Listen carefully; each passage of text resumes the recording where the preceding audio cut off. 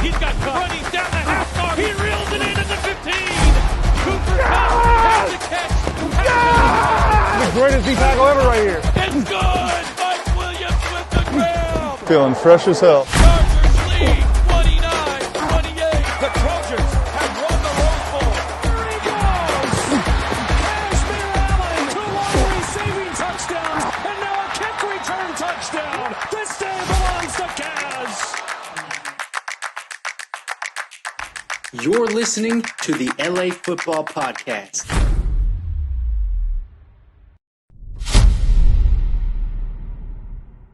Hey, what's going on, Los Angeles? Welcome to the LA Football Show here on the LA Football Network. Live on the Mightier 1090 ESPN Radio, always on LAFBnetwork.com. Make sure to check out all of our YouTubes. We have one for each team: Chargers, Rams, Trojans, Bruins. Just search the name plus LAFB. You'll find us, and we are everywhere you get your podcast. Got a fun show for you today. We'll get into it in a minute. But as always, joined by the great madman, Jamal. What's up, brother? How we doing? How was the 4th of July? Doing well, Rye. Great to see you. Always a fun 4th of July. You know, had an opportunity to spend some time with some friends after a while and just relaxed. And, you know, it's kind of an interesting week, given that 4th of July is on Tuesday. It just feels like everyone took Monday off, and even kind of the slow roll back into the week. Feels like a great week to take some vacation. And even if you are working, this seems like a really nice downtime where even if you're not taking vacation, there's kind of a pseudo chill vibe in the office this particular week. So hopefully everyone's getting an opportunity to rest and recharge, not just for the 4th, but also for this week as we are in the heart of summer, and really excited about that. Yeah, see, I was smart. I'm going on vacation next week. Perfect. So you really get 2 weeks off of vacation. Yeah. I mean, that's the way to play it, you know? Yeah. It reminds me, growing up, I remember my spring break in high school. I had a buddy that was in a different district, so we had a different spring break the week after. But we got our friends had a little cabin up in the mountains. And so in spring in Colorado in the mountains, there's a lot of snow. It's not like spring. So we go up there, and so he's like, oh, I'll just take the week off of school. It's no big deal. Well, it ends up being that his entire week, we get tons of snow down in Denver. So his whole week gets canceled with snow days. And then he also gets the next week for spring break. I was so jealous as a kid. So I did that approach with my my work schedule this week. So it should be Love fun. that. Where'd you spend 4th of July? Were you in Westwood, or what city were you in? I was in Westwood. We were at home and, you know, just had a little bit of a get together with some friends, and yeah, just super chill. Is it pretty mellow there with fireworks, or do people go crazy No, there? I mean, there's sort of different pockets. So like Rancho Park has amazing fireworks, so you can actually kind of go to the park and, you know, kind of have a picnic and you know, kind of check out the fireworks there. There's some things that are going on even down in Santa Monica, obviously. So West LA is a little bit more pocketed. I will say I was kind of jealous of my friends up in the Bay Area who were kind of based in the city. Those folks were just sort of crushing it in terms of fireworks. Some of them kind of live on the hill, and just to see kind of that fireworks show was really incredible.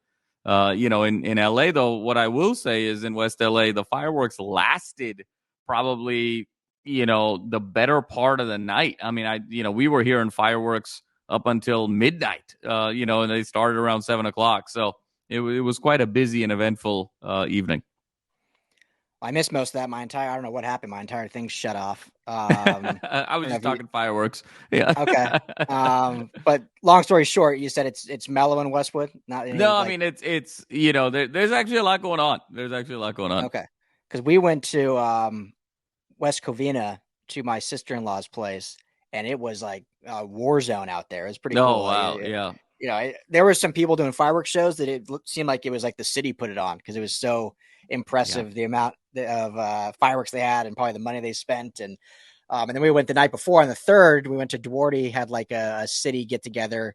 They did a fireworks show, and unfortunately that night we forgot Mia's little like earphones, so she was just freaking out the whole time. So I didn't even get to watch. No. I was like under a blanket with her, just like trying to console her, as you can just hear like stuff going off in the background. But it sounded like it was a cool fireworks show, but I didn't get to see it. So that's awesome. I got to see some on the 4th at least in West Covina. So, and then I got back to Pasadena, and in previous years, so we used to live south of the 210, real quiet down there. Basically, you have the Rose Bowl show.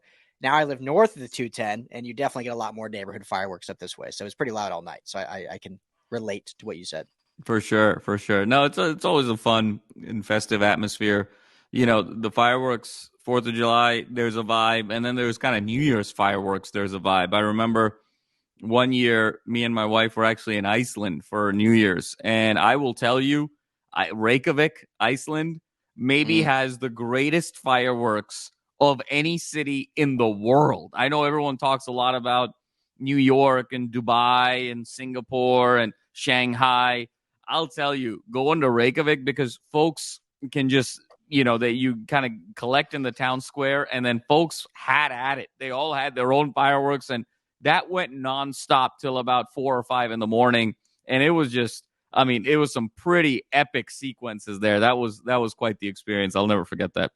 Wow. I love Reykjavik. They only work like 10 days a year or 10 days a month. So they got plenty of time to store up all the fireworks. Yeah. Absolutely. Awesome. Iceland, if you haven't been, Iceland's like the coolest country I've ever been to. Not that I've been to a ton of countries, but Iceland was super cool. So yeah. Well, that show is always brought to you by our friends at BetOnline. Head to betonline.ag today. Use our promo code BELIEVE. That's BLEAV. Gets you a 50% welcome bonus on your first deposit. Did you bet on Joey Chestnut hot dog eating contest? That's Joey Chestnut at this point, the last 7 or 8 years after kind of Kobayashi, right? It was Chestnut and Kobayashi was the great rivalry, and then Kobayashi retired. Chestnut in the hot dog eating contest on 4th of July, what is that, plus 27,000? At this point, it's that the day Chestnut loses will be maybe the greatest upset in the history of North American sports. I hope he just walks away before he loses. Let's give it a rest. But yeah, it's not even worth betting. You'd have to bet like $10,000 to make like $100. Yeah, it's ridiculous. But you can do that all at BetOnline. Obviously, that event has passed, but plenty still going on. We got MLS kicking off, or it has been kicked off. We got MLB and obviously football right around the corner. So BetOnline.ag, promo code BELIEVE. Tell them the guys at the LA Football Network sent you. Today, we are going to embark on a journey comparing our LA football players. We've kind of done this the last few episodes with the offseason going on, but Jamal just finished, in my opinion, one of the greatest shows ever written in Ted Lasso on Apple Plus.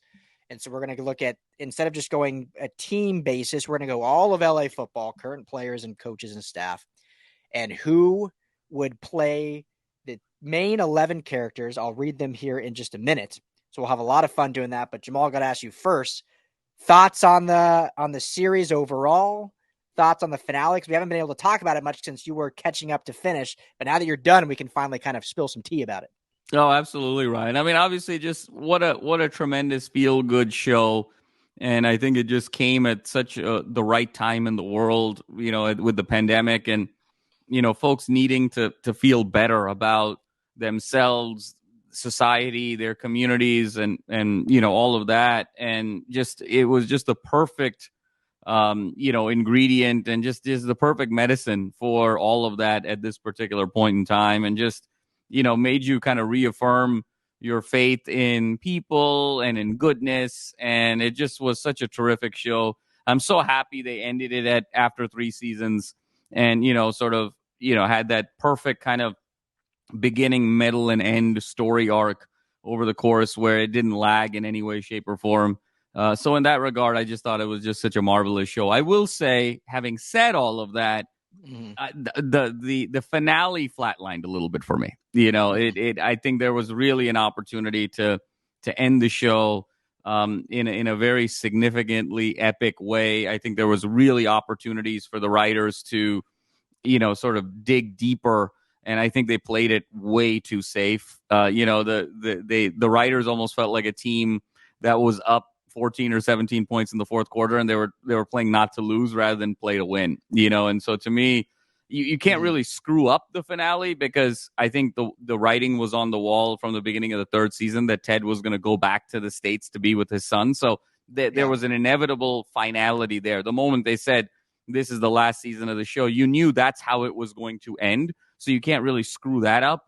But just in the way, I think there were some opportunities, the final conversation with Ted and Nate, the final conversation with Ted and Rebecca, the final conversation with Roy and Jamie, and just there were all of these dynamics where I think it was either just I'm sorry or thank you, and I just thought they played it way too safe, and so it flatlined a little bit for me, that finale, especially when you compare it to, say, the finale of a show like Succession. That that was sort of a next level of just writing genius there. But incredible show. I wish the finale would have gone down more in television history. I think it's going to be kind of a forgettable finale in that regard.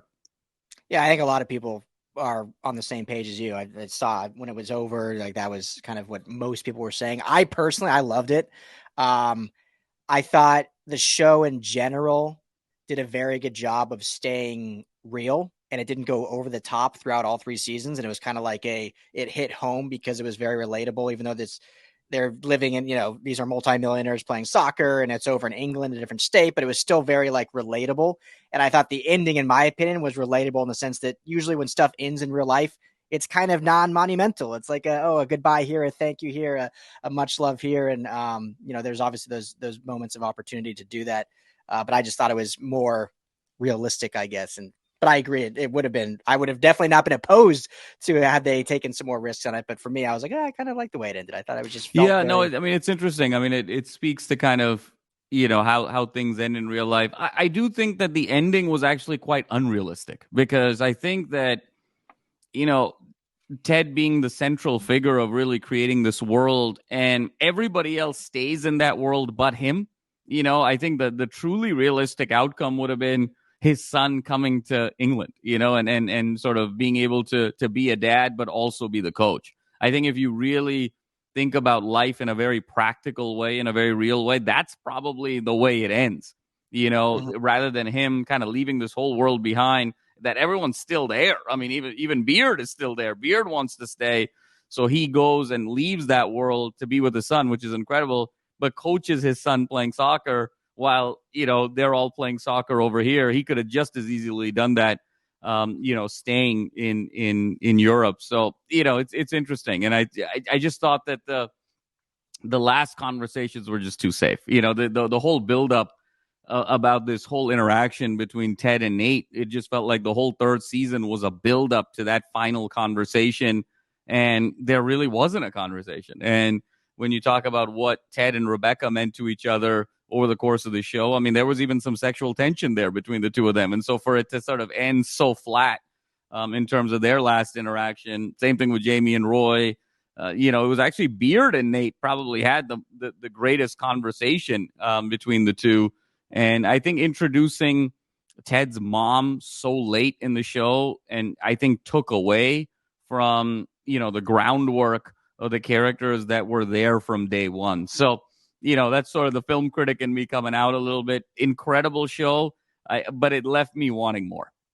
Yeah. Well, I wish it would have had one more season. I know you said 3 was perfect, but I feel like they had to pack so much into that 3rd season, which they did a good job of doing. But yeah, you could definitely, sometimes it felt like, what was it, 12 episodes? Like 1 through 6 was still very much like the previous 2 seasons, where it was like not slow moving in a bad way, but like a lot was happening. And then the last 6, it was just like boom, boom, boom, boom, boom, boom, boom. Yeah. They like hit all these like arcing points. But well, it's my favorite at this moment. It's my favorite show of all time in terms of just, I think when I started watching it, when it came out, the characters, how you get to know them. So absolutely loved it. Glad you were able to get all caught up and up to date on it. And, there's rumors out there that there may be a little spinoff. You never know. So maybe not with Sudeikis and Lasso, but maybe he left that world because that world's going to continue on with the outlining of cast. We never know. Yeah, that'll be interesting. I can't recall in the history of television a spinoff ever working.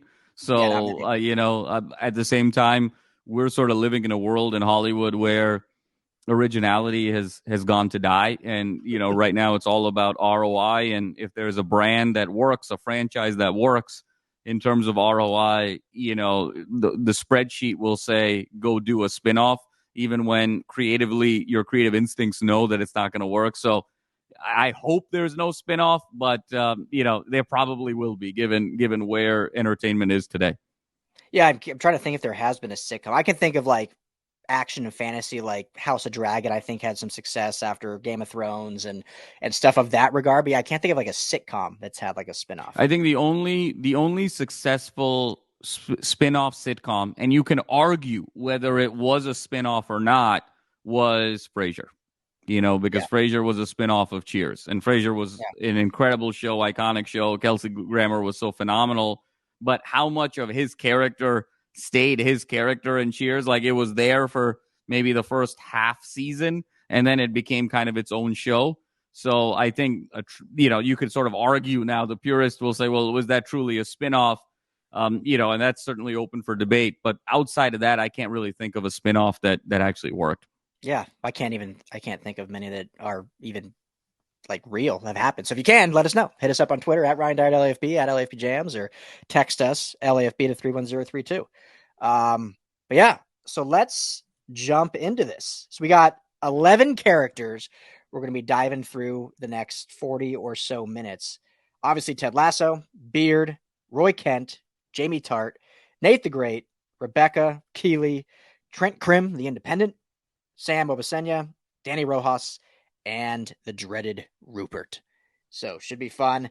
You got Keeley in there too, right? Yeah, said Keeley in there after Rebecca. So cool. Well, yeah, let's jump into this. Is there someone dealer's choice, right? You can kick off whoever character you want to start with.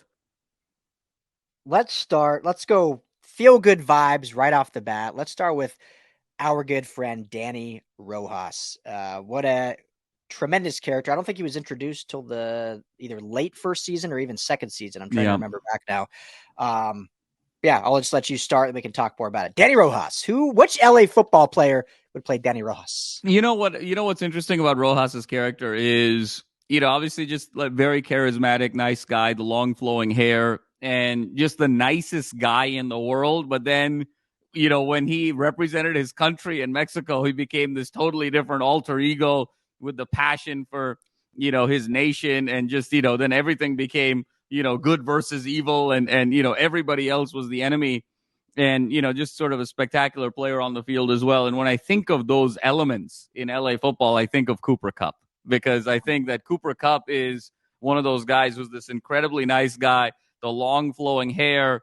But I think Cooper Kupp, identifies with LA the way Danny Rojas identifies with Mexico. I go back to the parade with Cooper Kupp and, channeling Kobe and just all the things that he wore about LA. And it just very much feels like Cooper Kupp embodies the city of LA more than I think any other professional football player across the Rams or the Chargers does. And so he's this incredibly nice, engaging guy. But when you get him on the field and LA is threatened in some way, he becomes this total alter ego. And obviously Danny Rojas was a beast on the field. Cooper Kupp is a beast on the field. They're kind of built similarly as well. And so for me, Danny Rojas is Cooper Kupp. Love that. Yeah, no, I think that's great. And Cooper Kupp obviously embodies that love for the game, and you hear him in interviews talk about it. And so I think that's fits. Mine, for similar reasons, but I went with who I believe, and obviously I think there's a lot more than just one person, but who I believe is probably the most football purist out of all four of our LA teams. And I went with Sean McVay, Coach Sean McVay. Not only a football purist, like football maybe up until this past couple months or year that he's gotten married and now is pregnant, but football was life for Sean McVay. Grew up in a football family, began interning and coaching at a very young age under John Gruden in Tampa Bay, was the youngest head coach ever hired as a head coach, still to this day is like the youngest head coach in the NFL. And so football not only was his life, so I think that comparison, Danny Rojas obviously says it all the time, football is life, but also in the arc of the character and the arc of what we see McVay.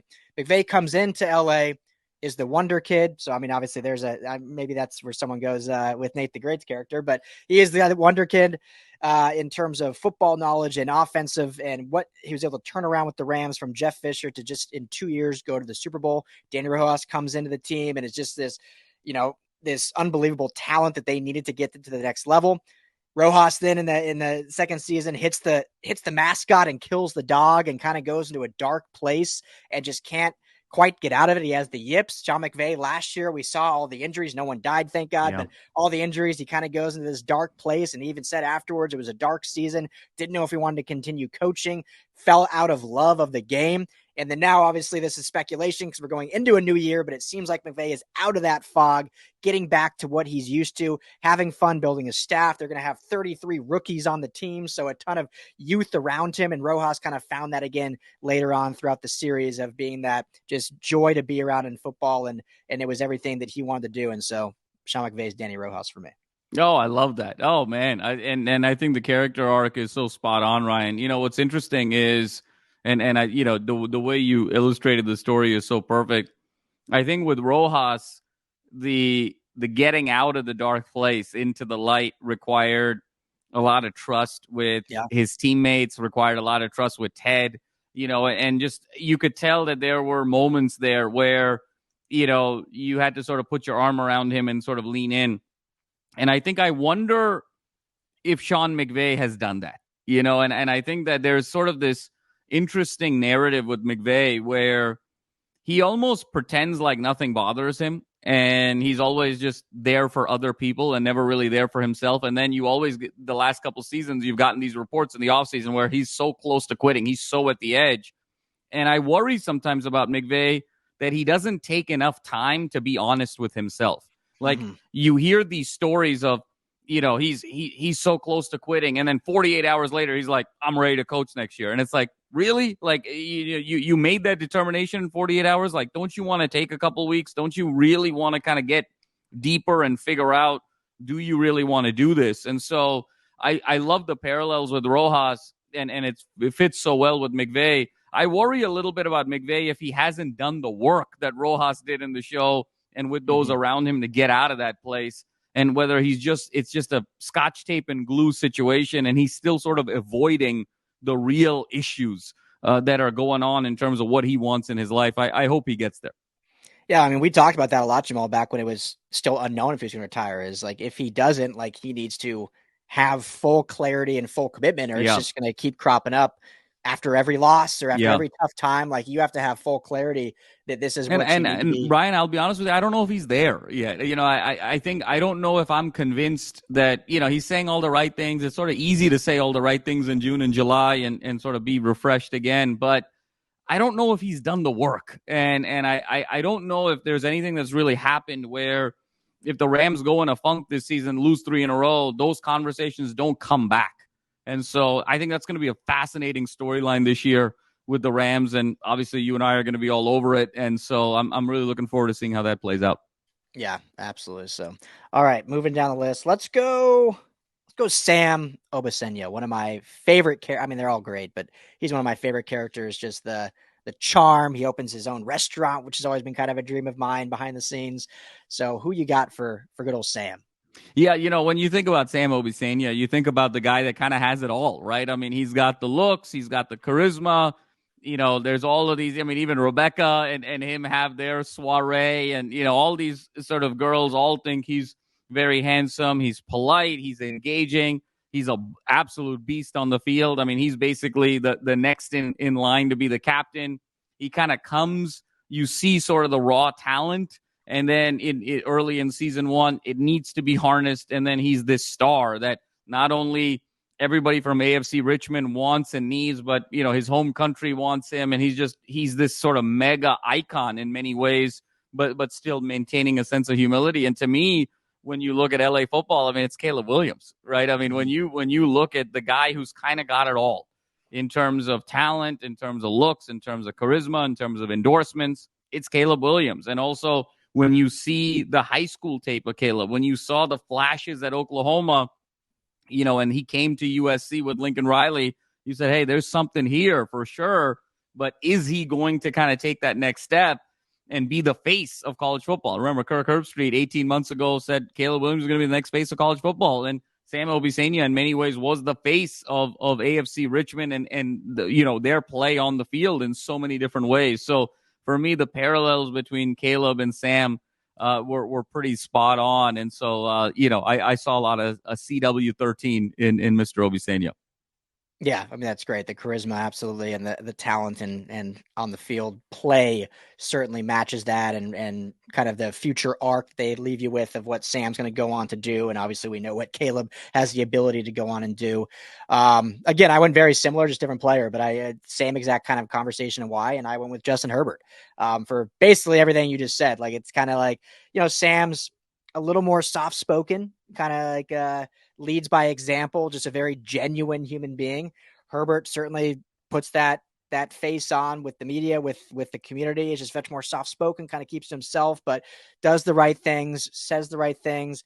He's passionate about football, but he's not like, he's I think cares about other things just as much, if not more. I mean, we know about his love for fishing and other things like that. And Sam has the love for the restaurant and food and cuisine and some political issues that he has the leadership matches up, but also the quieter exterior that they both kind of lead with as the kind of pseudo captains, but not maybe the vocal captains that many people view captainship as. So that's the comparison I saw. I love it. Yeah, no, and I think the soft spoken element, Ryan, I think is really where I see that synergy really well. So I love that. Yeah. So, all right, let's go Rebecca. Rebecca is always these are always interesting comparisons when you compare a player with a female lead. But we'll see what we can do here. And obviously, it's such a great character, and she as an actress is just like amazing in what she was able to do, and kind of her long climb to now this fame that she's reached. So, who's playing Rebecca, Jamal? So to me, Ryan, Rebecca is Lincoln Riley. And the reason I say that is, Rebecca, there's a couple of elements in terms of the character. The first is, where is the motivation at the beginning for Rebecca? And it's to sort of, obviously beat her ex-husband. And you could tell that in big games leading into that final season and the final episode, really the final two episodes, Rebecca was always someone who, so charismatic. Everyone, sort of gravitated towards her. Really, a tremendous leader. You could see that right away. Had an edge to her as well, but also very personable. But you could tell in the big games, Rebecca got really tight. And, where she was wanting to win the games, by any means necessary and just kind of get it done. And let's get this thing over with. And I just got to win for these external reasons. And for as great as Lincoln Riley has been over the first 6 years of his career, the knock on Lincoln Riley has been in the big games, he kind of chokes and, and he blows kind of big leads in those games as well from time to time. And so, that element of growth, I think for Riley, that last step of being able to sort of be his best in the big games, I think is where I'm really excited to see Lincoln Riley and USC go. But I think there's a real parallel there of where Lincoln Riley is today and where Rebecca was for most of the show up until she found the internal motivation and was sort of able to overcome that. And I'm excited about that journey with Lincoln Riley. I think the second piece for me, Ryan, with Rebecca is this notion of home.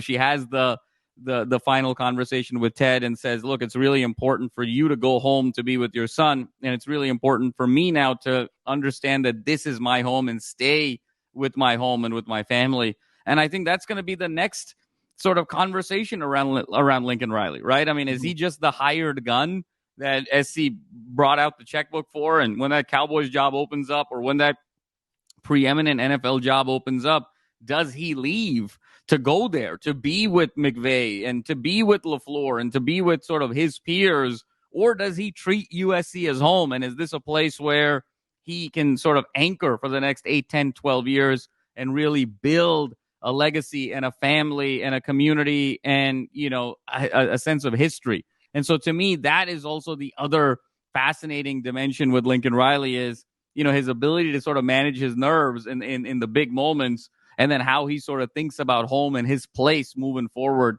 and just the clarity that will come with that. Yeah, I mean, that's perfect. That's spot on. I think the big game comparison is very interesting and very true. And then obviously the home comparison, and we've talked a lot about, is this a 3 to 4 year thing, or is it truly a 10-year thing that they sign him for and beyond? And, he, again, as most coaches do, says all the right things, talks how highly he is. And with USC, and even with obviously the Mike Bones scandal and all that, like, he stayed grounded in saying, hey, we're here building something, and we're going to move forward. And so we will see as this season progresses, as the move to the Big Ten happens, kind of some comparison there with Rebecca. They get relegated and then they move back up into the Premier League. And this is a USC going into the Big Ten, which many kind of view as the Premier League, them and SEC in college football. So there's that comparison as well. So yeah, I think Lincoln Riley is a great one. For me, I went a very, not very different, but somewhat different route there. And I'll try to explain this right, because there's no divorce, or, there's not the Rebecca Rupert dynamic, but I think there's still the somewhat comparison of either one upping or proving yourself. And so I'm going to go with Rams owner Stan Kroenke. And Stan was a very successful real estate developer. So he, earned his money on his own. And then after, it was either before or after, but during the time of buying the Rams in St. Louis, married into the Walton family. And, as successful, and this is all just me talking off the cuff, I obviously don't know these are not factual things, but as successful as he was, you marry into arguably top 5 most successful families in American history. And you're at Thanksgiving dinner sitting across your brother-in-law, your father-in-law, and, oh, by the way, your wife is more wealthy than you, has made more money than you. There may be that little chip to, like, okay, love you, you're my wife. Again, not the divorce factor, but I still do want to prove myself in terms of success. I've just bought this NFL franchise. I also own teams in the NBA and the NHL out in Denver. And so I want to prove that I didn't just marry into this family for what you have, but I'm bringing even more to the table than just some real estate background. So that's kind of the comparisons I saw, was just that chip to be better than their better half, worse half, whatever you want to call it. And so Stan Kroenke, obviously, I'm not saying anything, taking anything away from his wife, but Stan Kroenke obviously has proven in the last, decade that he has been very successful, not only in real estate, but in the sports world now, with the Avalanche, the Nuggets, and obviously the Rams, all winning championships in less than 2 years apart. So that was kind of a comparison. I love that. And I think the Rebecca Rupert dynamic is so fitting with Kroenke. And you and I have talked about this. I mean, Kroenke is a billionaire and one of the wealthiest owners in all of professional sports, but he married into the Walton family. I mean, you talk about top 5. I mean, by sheer wealth, the father, Sam Walton, would still be considered the richest person in the world today, just given the vastness of that empire. So there's always going to be that dynamic of, I am very successful on my own. I am my own brand, but I'm part of this sort of larger family sort of dynasty where I got to show, that I'm capable as well. So I think that dynamic is spot on. Love it. So, all right, want to do Beard next? Sure. I love Beard's character. And obviously he was one of the creators of the show. I did some reading, but I'm pretty sure he had the concept and then went to Jason Sudeikis after he had kind of developed what he wanted to do. And then obviously he's one of the main characters, but who you got playing the great Beard? You know what I love about Beard is, he's the loyal assistant coach to Ted, and so much comes out about his character at the end of, Ted giving him a second chance at not just a job, but at a life. And I think where we learned the most about Beard was the middle of the second season, if you recall, that night that he kind of goes out partying, right? And, you see all these different aspects of his personality and, the dynamic with his girlfriend and, the fact that he loves music and he loves, late nights and, doing all kinds of different things in terms of substances. And he's just a very interesting guy, way more interesting and multidimensional in terms of his interests and his loves about music and other things than really, any other character per se. And whenever you even see him at the desk at the office, he's always reading a very unique book and whatnot. And so to me, when I think about the context of LA football, I think of Ken Norton Jr. And when you look at, that great assistant coach that's by the side of the head coach, but who's lived all of these different lives and been so interesting along the way. I mean, Kenny Norton Jr. is still the only player in NFL history to win 3 consecutive Super Bowls. You know, the 2 with the Cowboys, the 1 with the Niners. Then he finishes a decorated career in the pros. He's Pete Carroll's assistant for arguably the greatest dynasty in college football the last 25, 30 years, and is front row to the Leinart, Reggie Bush years. Then he goes with Pete to Seattle for, you know, the great teams, the Legion of Boom teams, and part of that epic, you know, game with obviously, you know, the Broncos the first year, and then the Patriots the second year, where Rashawn doesn't get the ball. I mean, think about the 2 games that, you know, Ken Norton Jr. has sort of lost as an assistant coach. I mean, the Vince Young Rose Bowl and the Marshawn Lynch Super Bowl. I mean, you know, probably the 2 most iconic endings, college and pro respectively. And now he's back at UCLA, back home, you know, to sort of rebuild that franchise. And Beard has the opportunity at the end to sort of keep going with Ted, or kind of come back to where he believes his home is, and he chooses home. And so both these guys, assistant coaches, both have lived these extraordinary lives in this very unique way, and both find themselves back and being content with being the assistant coaches at home. So for me, Beard is Kenny Norton Jr. Yeah, that's great. And I think I'm curious if a lot of players would agree with you, because they kind of have that. He has that same vibe a little bit, and maybe his coaching style is similar to Beard. So I'm glad you referenced that episode in season 2, because that's kind of basically what I sold my entire comparison on. It might not be very accurate, but you know, I feel like Beard's character, like you said, is kind of, it's nuanced, but it's also very just kind of quiet. He has a job to do, right? Like, he's there to support Ted, and he's the X's and O guys that actually understands soccer. Like, if Ted's the rah-rah emotional relationship guy, he's the guy that's actually going to teach like what's happening and how you get to from point A to point B. And then you see in that episode that you alluded to, kind of let his hair down a little bit, and we see the other side of Beard as the human being. And so I went with Aaron Donald. And Aaron Donald, a guy that for his whole career is very kind of buttoned up. He's football only. He's the greatest defensive player on earth, his entire career, basically. You know, stays out of trouble.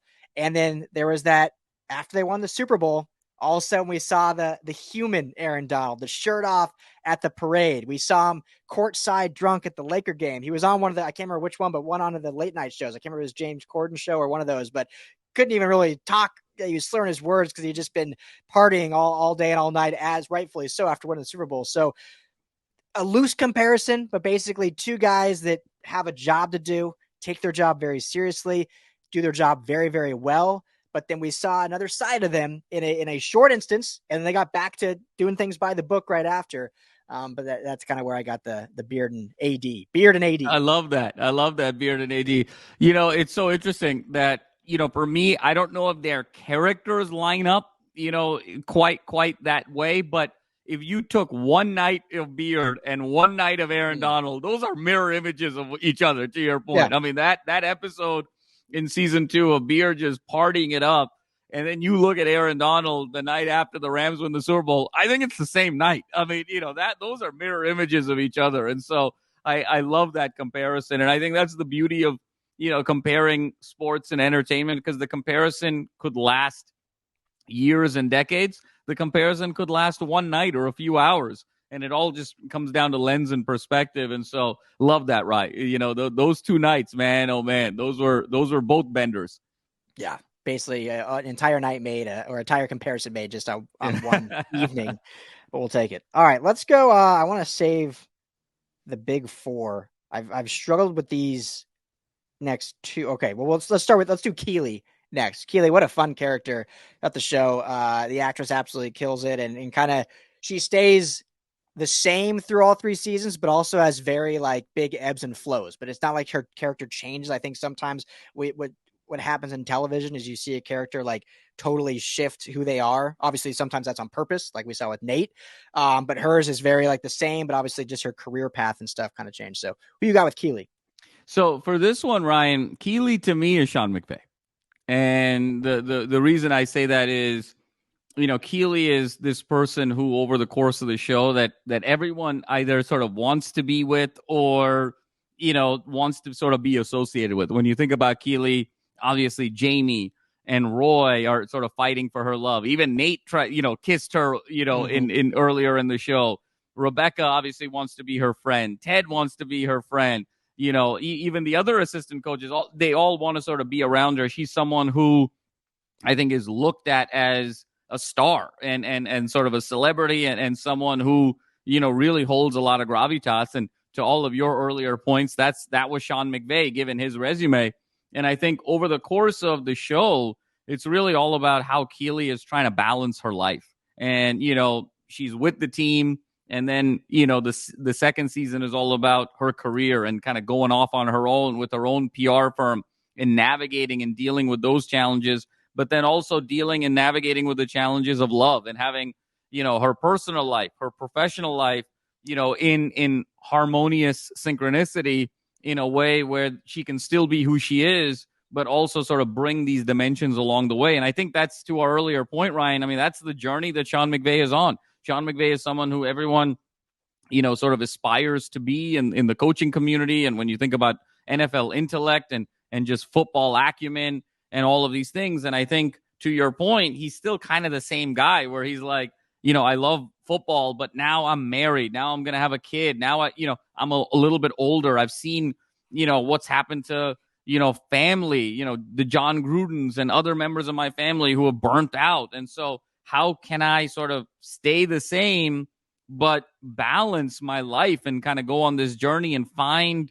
the harmony that works for me? And so I think Keely's journey is very similar to McVay's journey that he's on right now. And it'll be really interesting to see how it all plays out for Sean, hopefully in a really positive way. I'm sure it will be. But I think that's where I really see the parallels. Yeah, great. And, both beautiful blonde hair and absolutely. And both vibrant, very good looking. Absolutely. Yeah. So I like it.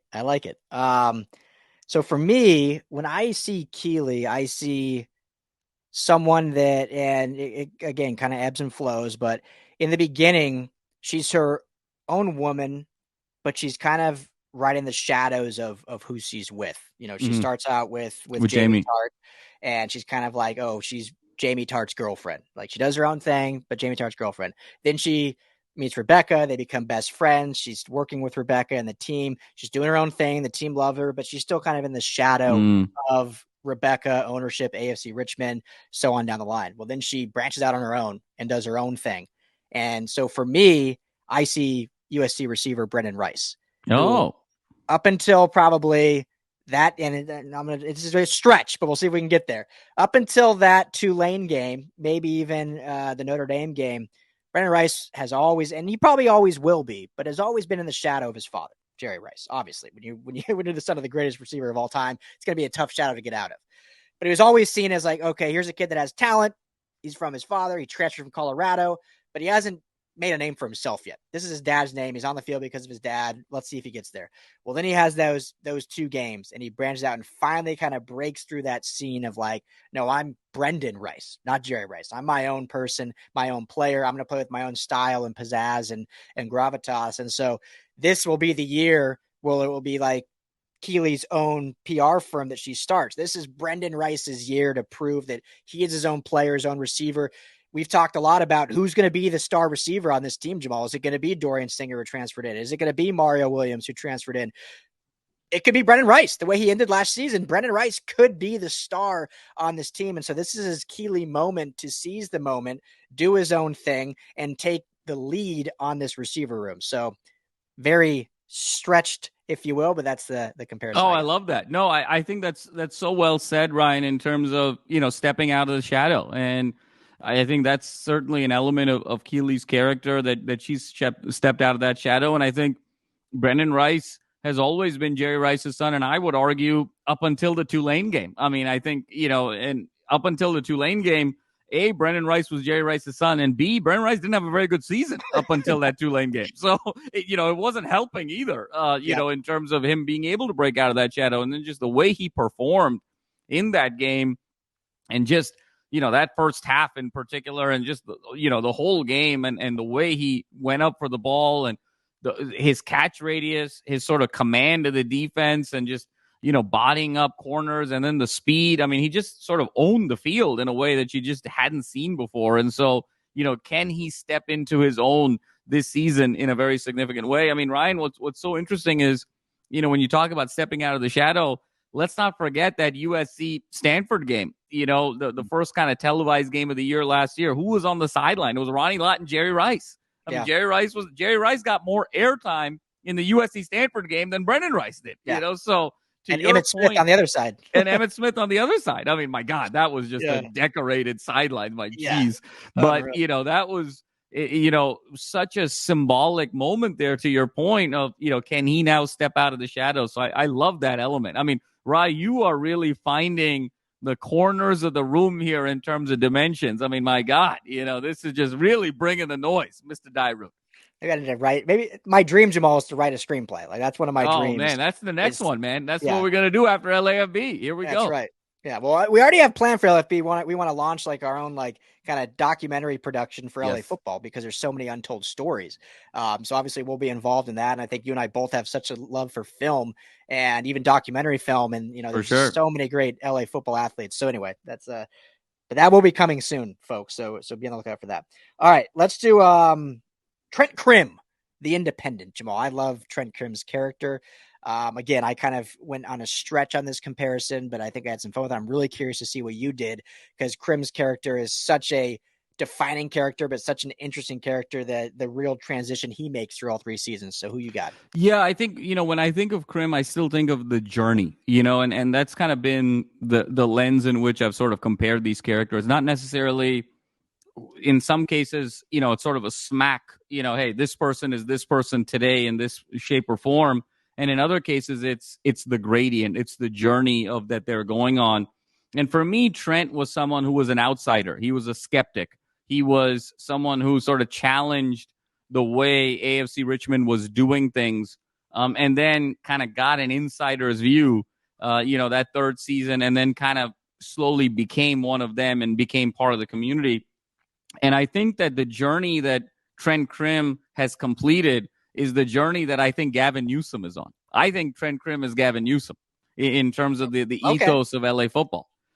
Because Gavin has been obviously such a detractor of this move to the Big Ten for USC and UCLA, in particular for UCLA, and has sort of been this blocker with the Berkeley tax and all of these things, much in the way Trent Crimm was the first season and a half of this show, being kind of the outsider, not quite on the team, but adjacent to the team. Newsom being adjacent to LA football, but still very much a part of it, ironically enough, the last year and a half. And now as these two teams go to the Big Ten and UCLA in particular, how he sees that evolution of UCLA football and what it will mean for the state of California in terms of, all the tourism that's going to come in, all of the things that are going to happen for SoCal football, for the Rose Bowl, for a public institution that is actually going to be of benefit. I really see a world where Gavin Newsom is actually going to become a huge proponent of UCLA football in a couple of years because, hey, he's a politician and that's what they do. They waffle. And I think that the journey that Crimm has completed, I think, is the journey that Newsom is on. And I can see much in the way Crimm wrote a book about it. I don't think Newsom's not going to write a book about it, but I think there's going to be moments here where Newsom's going to be asked to sort of reflect on this experience in the years to come. And either through a press conference or through other forms of media, I think he's going to be able to do that. And I can see a world where Newsom comes to a UCLA football game in a couple of years and is really sort of rooting them on. So, it's a journey, but I see Gavin Newsom as Trent Crimm. Yeah, spot on. I mean, if I was playing LA football bingo, I didn't expect Gavin Newsom to make the pod today, but spot on though. Yeah, I totally get that journey and kind of where he was, and we'll see if he gets to where Trent Crimm got to be.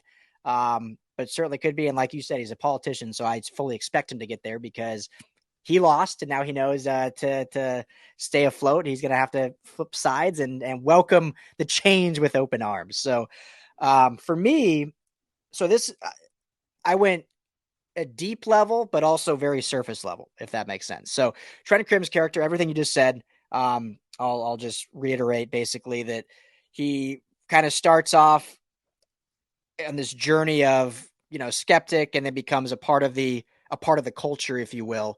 And so for me, I saw that as, okay, you start at a I don't want to say lower level human, but just like a lower level, and you go on this journey to reach your full potential. And like the AC Richmond and Ted Lasso was able to unlock that with him, and kind of he bought into that.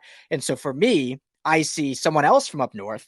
I see our favorite lawyer, J. Michael Sturdivant, who went to Cal, played at Cal, very good player, had a very good season last year in the Pac-12, but realized to meet his expectation, to meet his reality, he's going to have to come down south to UCLA, transfer to UCLA. Now in this culture, in this Bruins system, going to the Big Ten next year, he'll fully be able to realize who he is as a person, who he is as a player, and reach leaps and bounds. And Trent Krim, we saw, reaches as a character, but also in terms of success, writing this book that ends up becoming a very successful book. He was let go of the paper, and so he had no job, and then ends up succeeding that. And we'll see J. Michael Sturdivant leave and transfer and end up succeeding what he did at Cal at UCLA. So, well, I love that. I look forward to the Sturdivant journey. And Ryan, I think there's, from the perspective that you took, I think that there's a number of Trent Krims. I think you can see Sturdivant, I think Kyle Ford, I think Oladipo, I think there's all of these guys, Carson Steele, on the UCLA side. And then you go on the other side with SC, and you look at Marshawn Lloyd and Dorian Singer and Jamil Muhammad and Mason Cobb. And so I think there's a lot of Trent Krims in terms of, wanting to be. Maybe he's just the transfer portal. Maybe he's just the transfer portal. I love it. TC is the TP, Yeah. So I think it's guys who kind of want to reach their full potential, want to join, one of these teams and one of these cultures that they really believe in. So, I think that it's, I think what's interesting is that not every character needs to be a person. Not every character needs to be a football player. Not every character, a character can represent an institution. It can represent an ideal. It can represent, like we talked about, a journey or some sort of a dynamic. So I really like that in terms of kind of the angle. And, Krim was a huge piece of the team. I mean, let's not forget, he was so, I think, instrumental in Chris Hughes's, comfort level with, of wanting to come out, being a gay player on the team, and, him sharing his experience, in season 3. And I think so he made a huge contribution there. And so let's hope the Sturdivants of the world and the Oladijos and the Singers and the Lloyds make big contributions on their team this year, because that's going to make LA football even more fun. Yeah. That episode in Amsterdam was so great. But I think if we're reading deep into it, there's a reason why Trent Krim left the Independent to join a culture first, team first. And that's kind of what USC and UCLA are both building. The transfer portal has so much fog around individuality and oneself. Right. But there's another benefit to it as you join a different culture, a different team that you can become a family of. It's the one dynamic of kind of choosing your family, if you will. And the transfer portal's given these players the ability to go, and at SC, Lincoln Riley, and UCLA, Chip Kelley have really laid the foundation of this family first, culture first team style. And so I think these guys have found that. So there's your TC to TP, Trent Krim. Yes, sir. All right. This next one, I'm not going to lie, I still am struggling with this one. So I'm going to listen to yours and I'll see where I can go with it. But Rupert is obviously the dark character of the show, but such a necessary character in the show and helps kind of move storylines forward in different ways. But who in LA football you got playing? Oh, to me, this was the easiest one of the 11. For Rupert, it's Mike Bohn. So Rupert is Mike Bohn, no question about it to me. In terms of, we'll start with the obvious of, just sort of the behavior and the sort of the level of respect in the culture. I mean, Rupert was accused of harassment, and that's exactly what Mike Bohn is accused of. And so, that's pretty spot on. I think the culture that they both created, respectively, with West Ham, I think the challenges that even Nate had, Nate wanted to kind of create his own version of Diamond Dogs, and it wasn't going to happen because it was just a very combative culture. It was a very, win at all costs type of culture. And by all indications, that's the culture that Mike Bohn has created at USC Athletics, and that's why he needed to leave. But to your earlier point, Ryan, Rupert was also a very necessary piece to move storylines along and to move things along in terms of Rebecca's journey, in terms of Ted's journey, AFC Richmond, and so forth. And Mike Bohn was that as well. I mean, he was the athletic director at the time that Lincoln Riley was hired. He was the athletic director at the time USC chose to go to the Big Ten. So he was a necessary piece in terms of moving the machine along for other characters and other individuals and other institutions to be able to reach their potential. But as a flawed human being, and as someone that, in terms of what he represented, both on the pitch and in the boardroom and in terms of organizational culture, I don't think there's a more accurate mirroring of one another than Rupert Mannion and Mike Bohn for what they were accused of, what they've been criticized of, the cultures that they've created. And even when you think about kind of the West Ham colors a little bit, felt a little SC-ish at times over the years, given the organizational culture. Yeah, so I'm going to cop out and cheat because there is no better answer. I mean, it is Mike Bohn.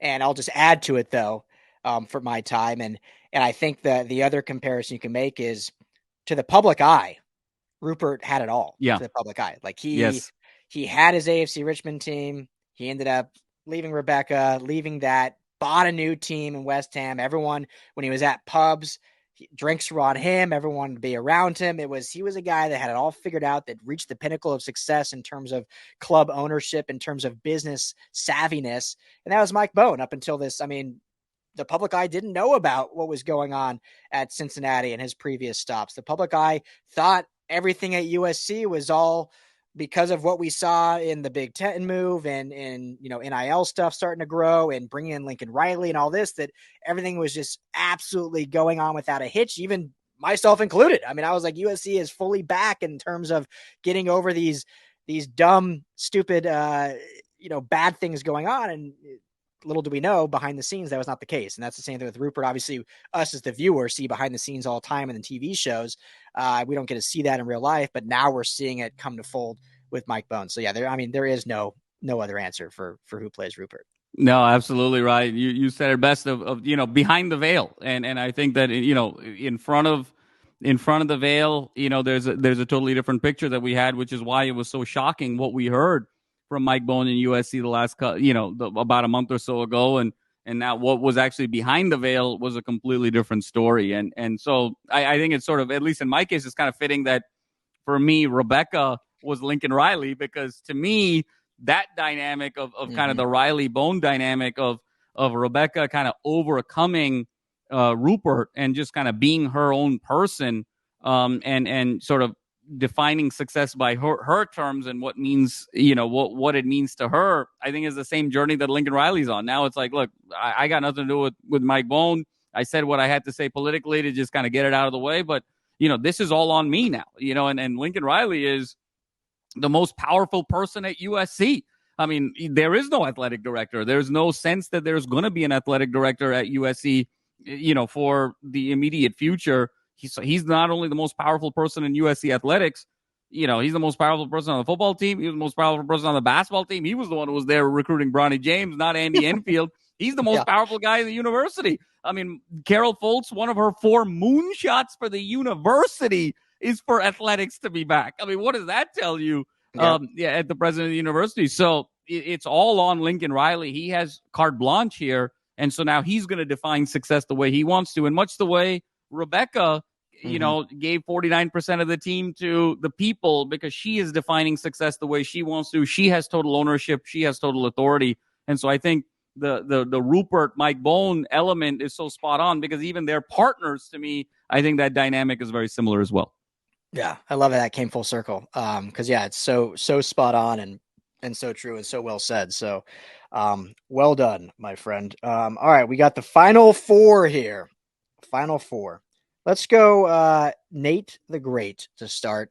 What a fascinating character throughout the show. A true heel turn, if you will, if you want to use that phrase, and then a kind of prodigal son returning in season 3 or late in season 3.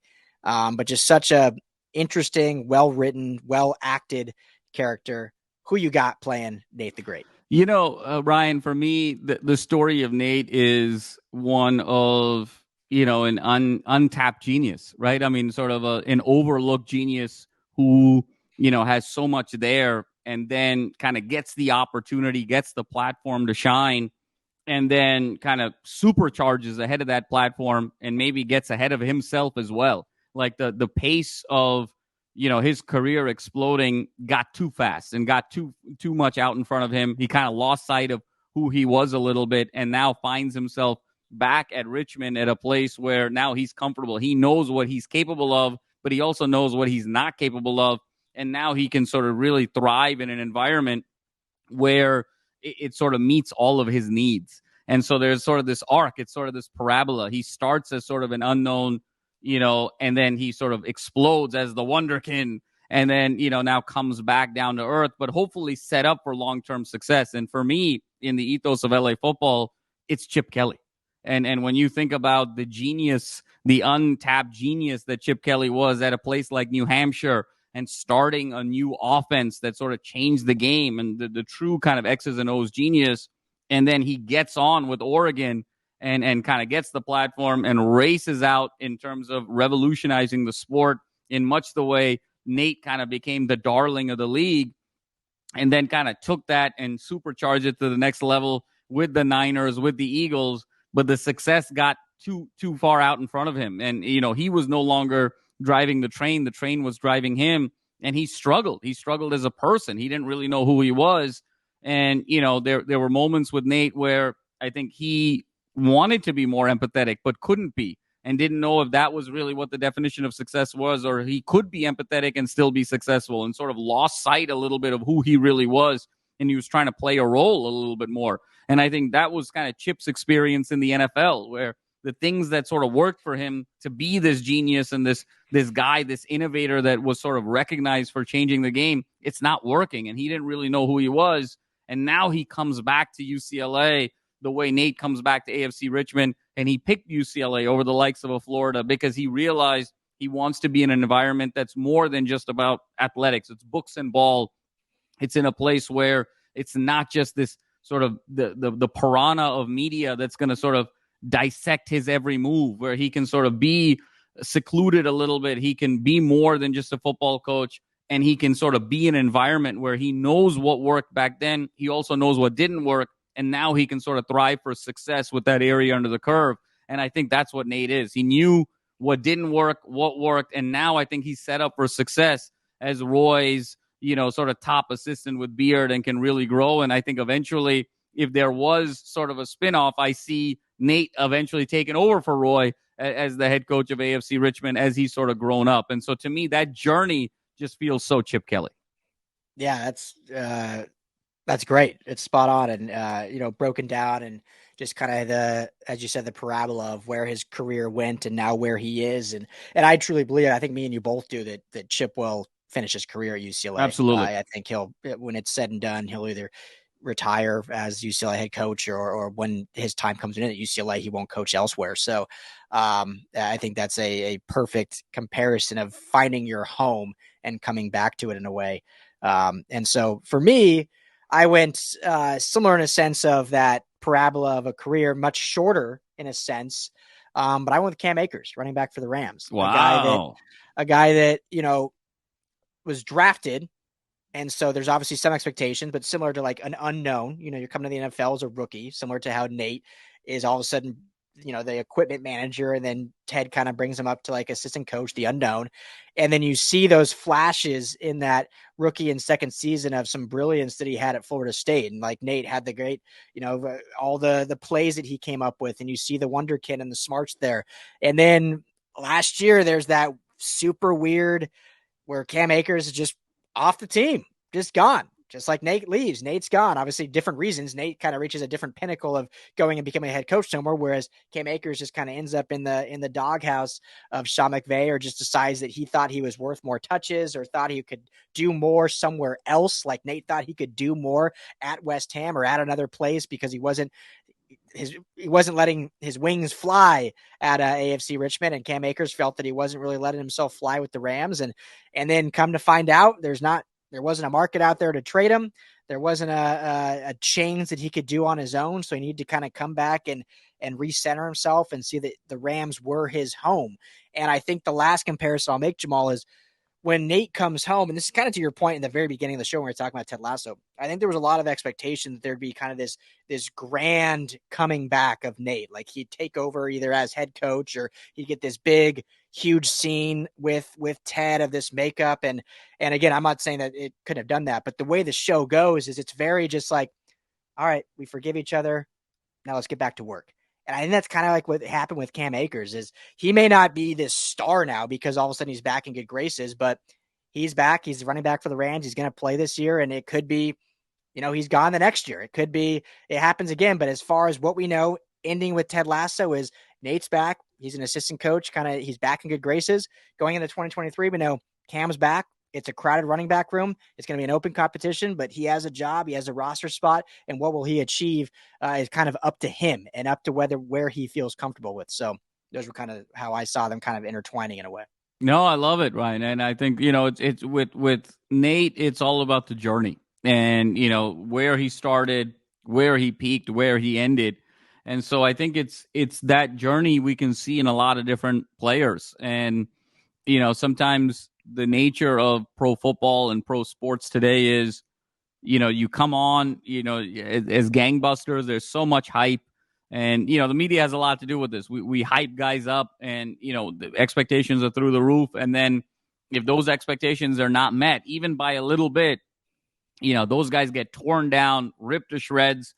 And then they have to sort of figure out, can they handle that and then, rebuild? Or are they going to kind of go in a tailspin? And so I think Nate's journey is in so many ways the journey of a top draft pick in football, in basketball, where, once you kind of get your shot, once you're noticed, once you're seen, how do you handle that? You can sort of be that prospect or that recruit that's sort of flying under the radar that isn't really being paid attention to. But once you get your shot, how do you handle it and what do you do with it? So Nate's another one where, to me, he's Chip all the way, but he can also be representative of the process of, becoming a star athlete and how to deal with that. Yeah, absolutely. It's just an incredible journey, and these athletes face this all the time and how they deal with that. And there's sometimes some low points, then how do you get back to that high point again? So, all right, quickly, Jamal, we haven't done this in a while, but before we get to our last three, haven't mentioned our sponsor, Athletic Greens or AG1 in a while. So I feel like now is a good time. I drink AG1, in the morning. I usually do it right when I wake up before my coffee, and it makes me feel great. It's great for your gut health. It's got 75 different nutrients all packed in. It's basically one scoop in a cup of water. Shake it up quick, chug it, you're done. But it's just really, really healthy for you. And it, as long as you make it kind of a part of your day, it's really going to help you have that extra oomph you need throughout the day to just be healthier and, feeling better. So if a comprehensive solution is what you need for your supplemental routine, then try AG1 and get a free 1 year supply. That's free 1 year supply of vitamin D and 5 free AG1 travel packs with your first purchase. All you got to do is go to drinkag1.com/LAFB. That's drinkag1.com/LAFB and check it out. You're not going to regret it. It's a great product. I've started giving it to all my friends and family and everyone loves it. So check it out. All right, Jamal, final three here. Jamie Tartt. We say this about every character, but it's just like, it's so well written, just how these characters ebbed and flowed throughout these seasons. And Jamie's another one that's just like so great. His, how much he kind of changes and grows and matures. And like, it's the true story of an athlete. You get this young hot shot and then they become kind of just what we were talking about with Nate, but this is like truly the athlete, like the young hot shot. They kind of reach the pinnacle. They're all about themselves, and then how they come back to making it about them or about the team and helping the team get better. So, what you got for Jamie Tartt? Yeah, Ryan. This is an interesting one, and for me, I think you and I may be a little inverted between our perspectives on Jamie and, let's say, Sam Obisanya. I have a feeling. Let's see, but I don't want to sort of spoil it and speak for you. But to me, Tartt, in the journey that Tartt is on, is the journey we're waiting for Justin Herbert to go on. And so for me, I saw Jamie Tartt as Justin Herbert, as the young guy, uber talented, but, and not necessarily unlikable, but not, someone that folks are going to sort of galvanize around and sort of be the leader of the team. And, someone who just, the individual talent jumps off the page with Tartt, individual talent jumps off the page with Justin Herbert. But over the course of the show, and particularly in the season 3, how Tartt realizes there's more to this game and there's more to greatness than just me going out there and scoring goals. I want to be the center. I want to be the center of total football. I want to be the guy that we sort of play through. And he becomes kind of this great assist man. We don't see Jamie scoring goals at the end of the show the way we did at the beginning, but everything goes through him. He's sort of the lifeblood of the whole offense. And he's the one who realizes it. It's like, no, you don't have to play to me. You got to play through me. And I think we're waiting for that light bulb moment with Justin Herbert, where it's not about the 5,000 passing yards. It's not about the 40 touchdowns. How does this team play through Justin Herbert, both on and off the field and in the locker room? And how does he sort of channel their energies and, get the greatest product out on the field and truly make the Chargers a contender? And I think the moment Ted sort of comes up with a new total football, which is sort of an ode to the last dance and an ode to the triangle offense, which I love so much, and kind of turn that. And the moment that is now in place, Jamie Tartt becomes the head of the snake and discovers that. And that's when it all turns around for AFC Richmond. And they go on, the 17-game win streak and become the best version of themselves. And I think that's what we're waiting for with the Chargers, because you can see the pieces, much like AFC Richmond. They had Sam, they had Rojas, they had the goalie, they had the captain. They have all of these guys that actually are quite good players. Hughes is very good, but how do you kind of find that connective tissue, that glue, that leader to put it all together? And how does the most talented player translate and grow and evolve to the greatest leader of the team and the greatest player on the team? And that's what we're waiting for Justin Herbert. So it's a to be continued. It's a TBC. It's not an exact comparison right now. But for me, when I think of Justin Herbert, I think of the journey that Jamie Tartt is on. And hopefully for the sake of LA football and the sake of the Chargers, that becomes a mirror image of one another. Yeah, and when looking just purely at play in the field, to even expand, is you could look at the last 2 seasons with Joe Lombardi, and statistically Herbert still had great years, but they were very empty stats. And so Jamie Tartt statistically is one of the best players in the Premier League, but the team wasn't winning, or they were empty. Exactly. And so this year now with Kellen Moore with a total football, or a total football, exactly. Maybe the stats are maybe down even, but they won't be empty stats. Every stat will have a purpose, and it'll hold someone else accountable to do something special with this team. So yeah, I love that. I think that's great. I went a similar instance, but I was a little more, I guess, poignant in a sense that I chose based solely kind of on the transition from season 2 into season 3. And I kind of saw that where we sit now, whereas Tartt, left AFC, goes to play for, I think, Chelsea, if I'm not mistaken. And then Man City. Man City. And then when he comes back, it's like that dynamic of like, are you going to be accepted back? Is he welcome? Does the team want him? Ted knew his greatness that was worth him being there, but was the team going to sign off on it? Sam had that great scene of like, I don't want him back. This is how he treated me. And so I kind of see Austin Ekeler in a way, a guy that has always been kind of a team guy. So that's a little different than Jamie.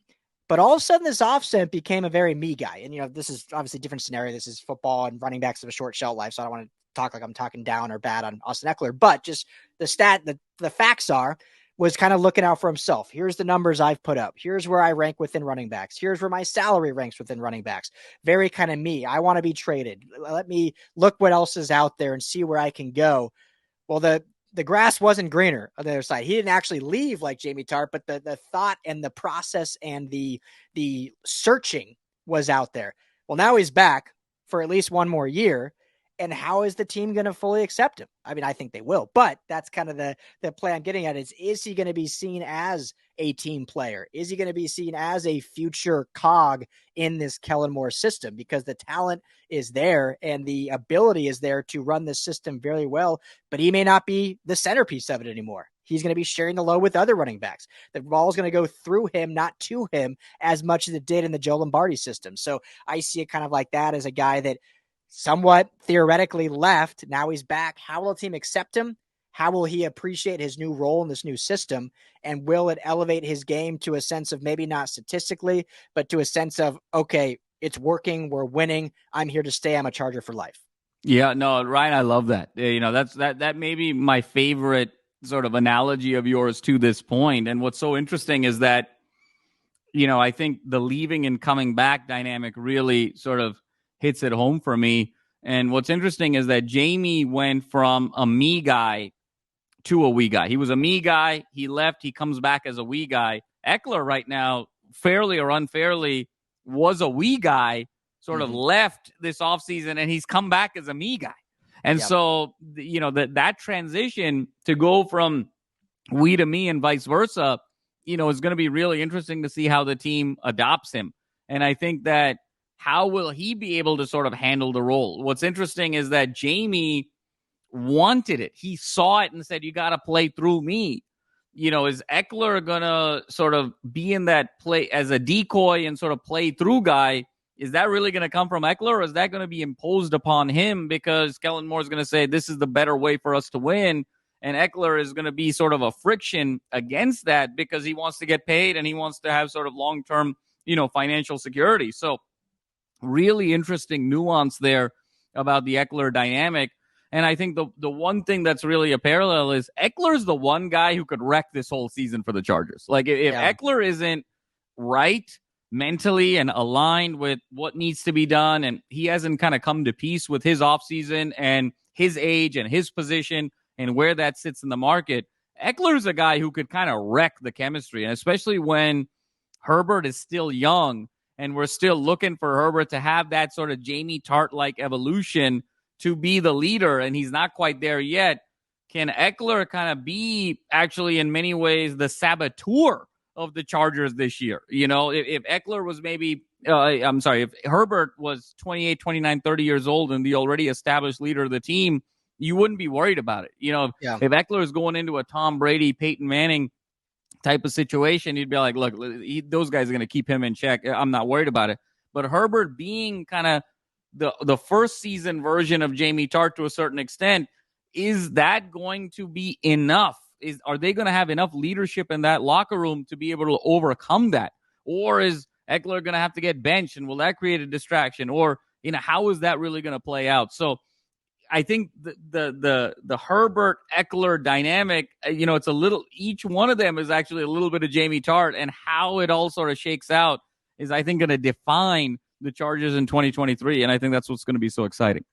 Yeah, absolutely. Well said. So love both those. I think they make a ton of sense. So, all right, final two here.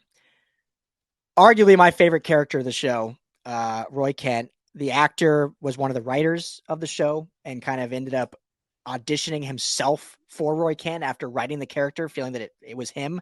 Obviously got it and crushed it. Also went on to write one of my other favorite shows, Shrinking. If you haven't watched Shrinking on Apple Plus yet, with Harrison Ford and Jason Segel, fantastic. He wrote that show. He tells a story about how he got Harrison Ford to do the role, which is quite fascinating and quite funny. But who you got playing Roy Kent? I kind of struggled with this one, Jamal, a little bit, and then I think I got to a good spot with it. But who you got? Yeah, Ryan, for me, it was, again, with Roy, it was, his personal evolution, right? He did one or two things really well in his life. He was a great soccer player and he was very intense. And that worked for him to a certain part in his life up until the end of his soccer career. And then that next step, that next stage in life for him, both personally as well as professionally, required growth. He needed to be sort of in a more evolved, a more multifaceted version of himself. And you sort of saw that. He started opening up more. He was more willing to have relationships, more willing, he wanted to be a diamond dog by the end of it. He wanted to sort of, it had to be at his own pace and his own time, but he recognized the need to have to grow from someone who just did one or two things really well.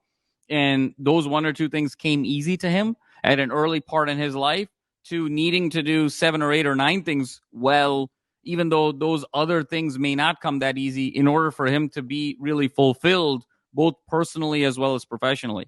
And when I see the context of LA football from that lens, I think of Brandon Staley, because Brandon Staley to me is a guy who has come up and has done a couple of things really well. He was a great defensive coordinator, and he's gutsy. And, those are the two things he's been able to sort of hang his hat on up until a certain point in his career. But for Brandon Staley to truly become, I think, a long-term successful coach in the NFL, he is going to have to grow in other ways, in other dimensions, in terms of, sort of offensive variety, in terms of people, in terms of relationship management, in terms of pipeline with the coaches, in terms of strategic judgment in game, in terms of calm. All of these other elements now with Brandon Staley need to evolve for him to ultimately be the long-term coach of the Los Angeles Chargers for a team that hopefully will be contending for a Super Bowl for the better part of a decade. And I think it's ironic that Roy ends up being the coach of AFC Richmond because Rebecca saw the growth that he was trying to make. I mean, from, even taking the press, and that the answer that he gave, with regards to kind of the incident the team had with the fan, and how Roy was able to kind of step into that role and do it very much the way Roy would on his terms with his style, but he grew, and Rebecca saw that journey and made him the long-term coach. And I think we're looking similar to kind of the Herbert journey. There's a journey that Staley now is sort of embarking on and needs to really execute on this year for him to be that long-term coach of the Chargers. And I think it's also sort of symbolic that baby blue that Roy was wearing in the last scene as the coach is sort of the Chargers powder blue. And so to me, Roy and Staley kind of go hand in hand in terms of their evolution.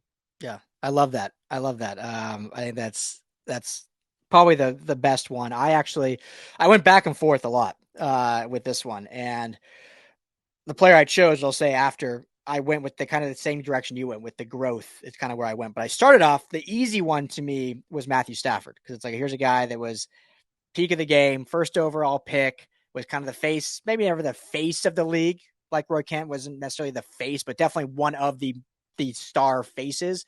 And now going into this year, I mean, think of everyone's talking about Matthew Stafford. Like, is he too hurt? Is he ever going to play again? Like, is he washed? Is he done? That was all the talk of Roy Kent in kind of season one, is like, is he actually good anymore? Or is he too old to play? Is he too injury prone? And so that was kind of the easy one.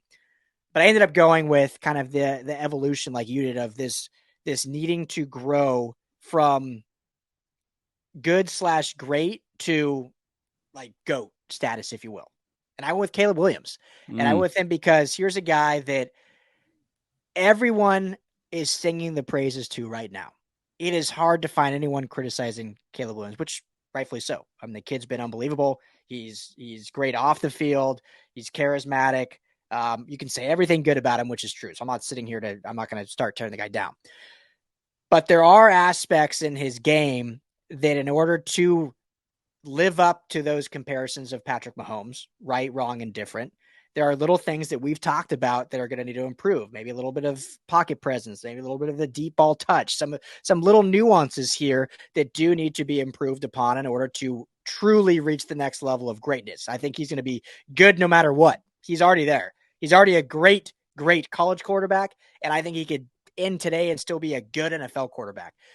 But to be great, to reach that next level, like Roy Kent maybe didn't reach in his playing career, but as in life, he kind of reached that elevated because he was able to adapt and change and mold his self-awareness that he didn't used to have. That's where we could see Caleb, again, just talking football for Caleb, is these little different nuances that he can improve upon in order to take himself to even another level. So similar in regards to the growth that is needed. And I think that that's where we see those two characters kind of meld. I love that, Ryan. And I think what's so interesting, and you and I have sort of talked about it. Look, Caleb Williams is the face of college football. Caleb Williams is the greatest prospect at the quarterback position since Andrew Luck. I mean, you're talking about a once-in-a-decade type of player. And so now the question is, what's the fire under the belly with Caleb?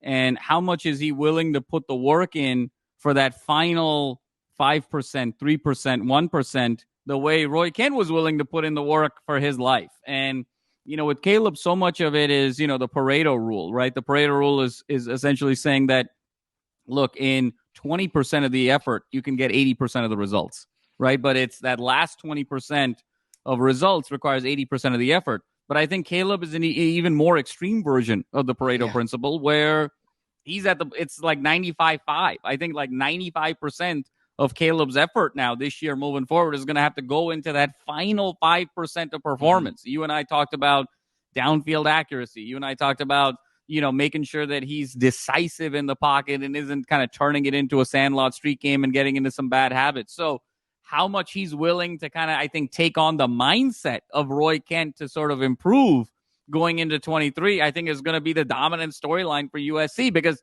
honestly, nothing Caleb Williams will do this year is going to change his position as the number one pick in the draft. And I think that's kind of a scary place if you're sort of a Trojan fan, because you're kind of like, we expect the playoff now finally for the first time in 15 years. Is this the year since that Sanchez year in 08 where USC is really, really back? We were close last year, but couldn't quite get to the finish line in terms of having just a really great season.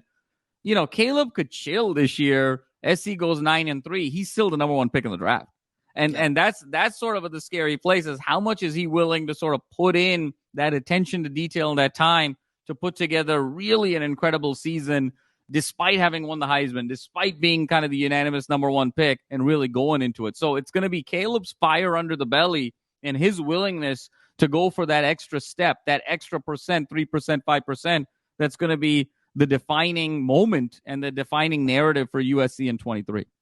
Yeah, 100%. It's going to be so fun to watch. Cannot wait to be at the Colley and at USC to watch it all go down. So, here we are, the final chapter of the LA football show here. We didn't plan to go an hour and a half on this, Jamal, but here's where we are. Yes, sir. We pulled it the whole limit. So thank you all for hanging out with us. Hopefully it's been fun. Let us know your thoughts. You can text LAFB to 31032 or at LAFB Jams or at Ryan Dybrood LAFB on Twitter, or both of us, or at LAFB Network. Make sure to like and subscribe wherever you are listening. And if you're on radio, go like and subscribe and go to LAFBnetwork.com. Final one, Jamal. Coach Ted Lasso. We know they're different because the one I have, you've already said. So I'm glad we didn't have the same. We didn't have the same on any of them, surprisingly. The last few lists we've done, we have had very different outcomes. So who's playing Coach Lasso? To me, there was one person in the ethos of LA football that, epitomized Ted Lasso more than any other person by leaps and bounds for me. Because when you think about Ted Lasso, you think about kind of the epitome of leadership and the epitome of building a culture. And, there were pieces there with AFC Richmond, disparate pieces, right? A washed up Roy Kent, an up and coming Jamie Tartt. There were pieces there, but it took someone with a fresh energy, with empathy, with care, to really build a culture that everybody wants to be attached to, and someone who is a man of the people, and someone who, I think of Ted Lasso even on his way to practice, walking down the streets and saying hi to everyone, and everyone knows who he is, and he's got sort of the time for everyone. And to me, the individual that has created culture in a way that nobody has in LA football since I can remember, having been born and raised in LA, and it's still to be continued and more to be done, is Martin Jarmond. And Martin Jarmond to me is Ted Lasso. And through and through. And when you look at, what believe means to Ted Lasso and what that sign was, and what elite means to Martin Jarmond, and when you look at Martin on social media and with the crowd and dancing with fans, and that's Ted, through and through, and just building this culture, one relationship at a time, with an upstart team, a team that has sort of had a history of underachieving, being mediocre, losing, much in the way USC athletics and particularly football has been the last 20 years, and coming in and being this breath of fresh air from a totally different perspective, and being young and vibrant, and Ted coming from a different world, from a different sport, and sort of infusing this life and sort of building this culture one at a time, one relationship at a time, where it becomes such a powerful galvanizing thing that everybody wants to be a part of and be sort of magnetized towards. And when you think about what Martin Jarmond has done with the relationship with Chip Kelley and bringing in letting Deshaun Foster grow and letting Jerry Neuheisel grow and letting Ken Norton Jr. grow and DeAnton Lynn grow and all of the things that he's done for the Big Ten and everything that he's had to go through in terms of criticism from the Gavin Newsoms, from, the state of California, from the legislature, in much the way Ted has had to kind of go up against the press and sort of the environment around him and get the fans on board and get everyone on board. To me, Martin Jarman is the epitome of leadership in LA football. And so it was a no-brainer for me that Martin Jarman is Ted Lasso. Yeah, it's pretty spot on. I didn't think very similar our results you'll see here in a second, but I didn't quite think high level enough. So, but yeah, Martin Jarman is like the modern day Ted Lasso in a sense. So, the way I went was very similar in you. But I think a guy that at the time, I wouldn't say was a head scratch hire, but was kind of like okay, because of, it was like past success, but then some failure. And then a guy that has maybe different ideologies or different ways of building a program and building a culture. And, I went with Chip Kelley. So just the man underneath Martin Jarman. But I think character-wise or personality-wise, very different than Ted Lasso. But in terms of importance of culture and integrity and the human element, very similar. And I think he's got a lot of criticism for that through his tenure. I think the other comparison of starting slow and now we're just seeing the results. Ted Lasso, they didn't win obviously right off the bat. Yep. He didn't know soccer. He didn't know what he was doing in terms of like what to do on the pitch, but he was building something behind the scenes that was going to pay dividends later on. And with Chip, we saw year after year, like one more win. And then finally we saw 9 wins. And now maybe we'll see that 10, 11, 12 wins. And so it's kind of a slow build. But when you put integrity and character at the forefront and leading young men to become better leaders and better men, and then you cycle in actual football and X's O in that, I think that's something very powerful. And that's what Ted Lasso proved. And I think that's what Chip Kelly's proving. And me and you have always been in his corner because we see the vision. We see what the building blocks are being put down in order to get to the precipice of where they want to be. And hopefully now this 2023 season or the first season in the Big 12, we will see that come to fruition, see them win the Premier League or see them win the Pac-12 for the last time or the Big 10. So Martin Jarman's probably the perfect answer, but I think Chip Kelley has a very similar coincidence there with what Ted Lasso is. No, for sure, Ryan. And I love that. And so some of the parallels, some fun parallels, obviously, is, books and ball being kind of the ethos of Chip, and how much actually, reading played a role in Ted Lasso as well. When you saw the assistant coaches, there was always books. There was always kind of different references to things outside of the sport. What I also love about the parallel to UCLA is, look, what was the frame in Ted Lasso's office? It was the pyramid of success, birthed at UCLA, and, those values. And Chip talks so much about the pyramid of success as really being, the thing that he leans on in terms of the lineage to Coach Wooden. And that was the element that Ted Lasso leaned on so much. And Rebecca even made a point about the frame in the last episode, if you recall, of it sitting there. And so to me, the other kind of interesting nuance is, a book was written about Ted Lasso and books have been written about Chip Kelley. And, so very similar there, but, leading with empathy, leading with integrity, I think it's first and foremost. And I think it speaks to that you and I thought of the same organization. We thought of the same team, and we thought about kind of the same chain of command. I was just, I'm talking about Chip Kelly's boss, and you're talking about Chip Kelley. So it makes perfect sense there that culturally we sort of see it this way, and it's a work in progress still. And as is AFC Richmond. AFC Richmond didn't win the whole shebang, at the end, and they're still striving for the pinnacle. And I think one of the fans said it best, in the last episode, one of the 3 fans who were always at the bar. And he said, in a weird way, if we win today and we win the Premier League, what is there left to strive for? I've got this like existential crisis. And, the lady at the bar says, well, have a family and have kids. And he's like, that's boring. What else is there to strive for? And so I think it was beautiful that AFC Richmond didn't win the Premier League because there's more to do. And obviously there's more to do with UCLA football. And, there was a recent article, Ryan, I think it was Sports Illustrated, that said that, hey, we can sort of see a world where UCLA kind of has the success that Stanford had, over the last, 7, 8, 10 years of it's not USC, it's not the Big Ten, but how they can sort of incorporate the academics and the social into success on the field the way Stanford did. So I think people can start seeing it, that there is a path here to greatness and doing it their way with the integrity top of mind. And so to me, Jarman, Chip, all of UCLA kind of speaks to Ted Lasso. You talked about the 4 principles with Ted Lasso, and, the 4th one revealed itself with Believe and, the sign and everyone holding a piece of the sign. And I go back to what Chip says, it's 4 legs of a chair. Those are his 4 principles, academic, athletic, spiritual, and social.